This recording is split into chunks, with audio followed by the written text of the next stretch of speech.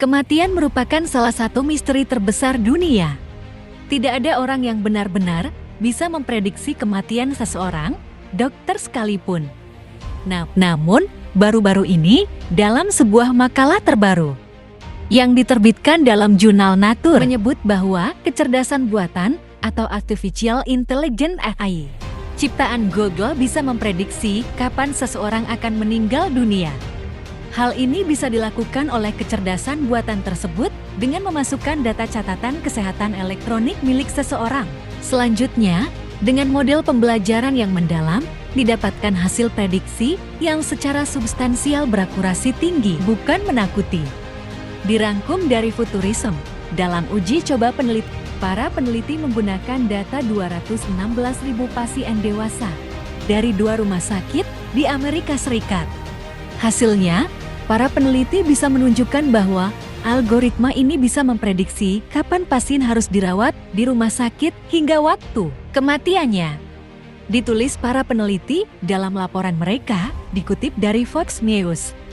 Kami tertarik untuk memahami apakah pembelajaran yang mendalam dapat menghasilkan prediksi yang valid di berbagai macam masalah dan hasil klinis. Meski bisa digunakan untuk memprediksi kematian seseorang, kecerdasan buatan ini bukan untuk menakut-nakuti.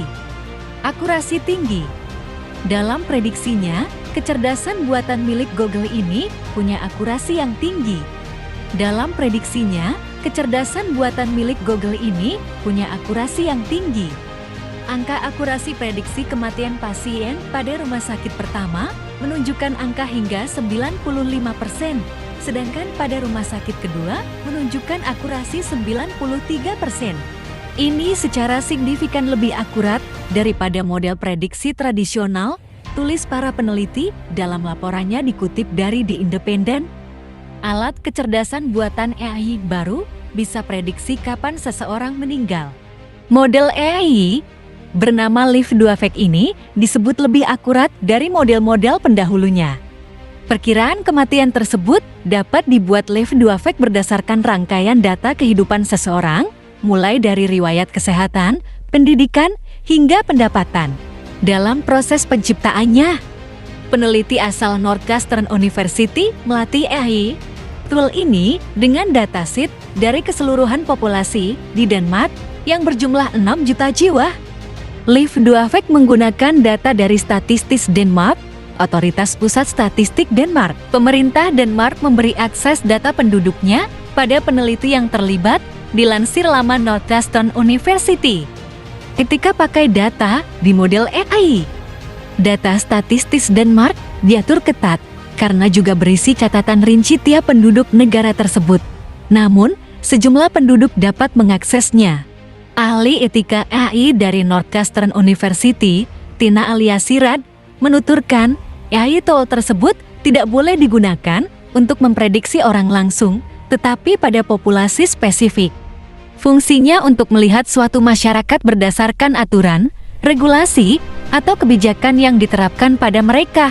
Lebih lanjut, tim riset Live2Vec menilai model ini paling baik untuk digunakan sebagai dasar model selanjutnya, bukan sebagai bentuk akhir.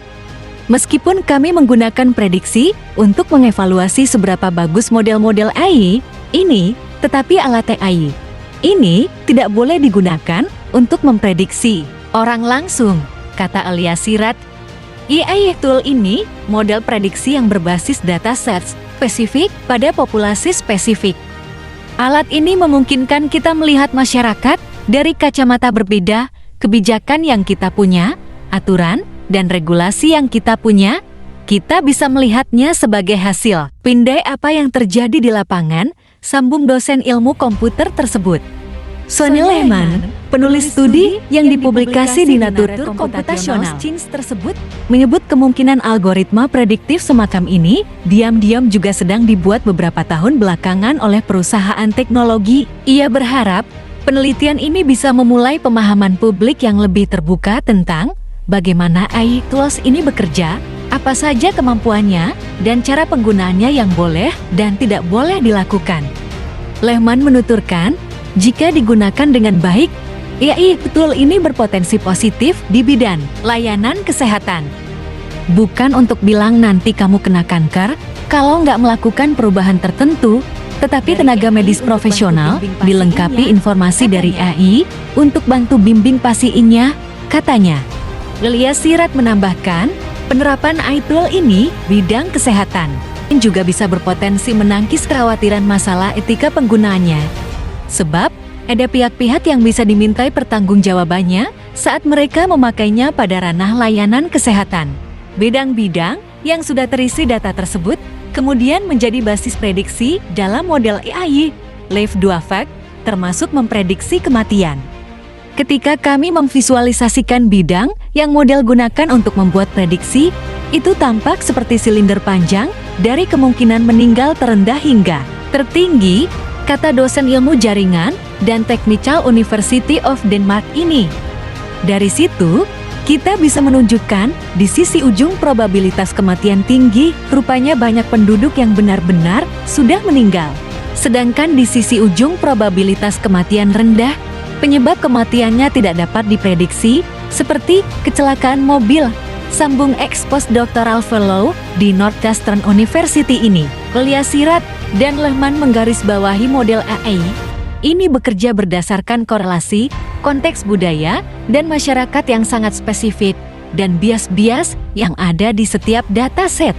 Studi ini dilakukan di Denmark, dan Denmark punya budayanya sendiri, hukumnya sendiri, aturan masyarakatnya sendiri. Jadi mungkin studi ini belum tentu bisa digunakan di Indonesia. Sebaliknya, teknologi tersebut akan digunakan oleh para ahli untuk memprioritaskan perawatan pasien, menyesuaikan rencana perawatan, hingga menangkap keadaan darurat medis yang terjadi. Informasi yang saya rangkum ini tidak untuk harus dipercaya, tetapi untuk pembelajaran saja dan pengetahuan. Terima kasih sudah menyimak informasi ini. Jangan lupa subscribe di channel ini agar tidak ketinggalan berita terupdate